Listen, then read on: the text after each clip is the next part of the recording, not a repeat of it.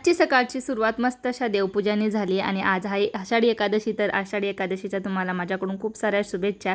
तर उपवास म्हटलं तर आज काहीतरी उपवासाचेच पदार्थ बनणार आहेत. मी आज मस्त असे साबुदाण्याचे वडे बनवत होते आणि वडे बनवायला खूप जास्त वेळ लागतो, पण काय करणार, उपवास आहे म्हणून बनवावेच लागतात.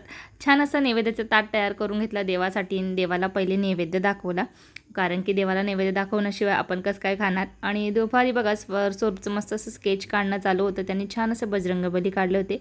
आणि सायंकाळची वेळेला मस्त आम्ही विठ्ठल रुक्मिणीचं दर्शन घ्यायला आलो होतो. आमच्याच कॉलनीच्या पुढे थोडंसं मंदिर आहे, एकदम खूप छान मंदिर आहे आणि एकदम निसर्गरम्य वातावरण आहे आणि एवढी काही गर्दी नव्हती. दर्शनसुद्धा खूप छान झालं आणि तुम्ही बघू शकाल विठ्ठल रुक्मिणीचं रूप किती छान फुलून आलेलं आहे.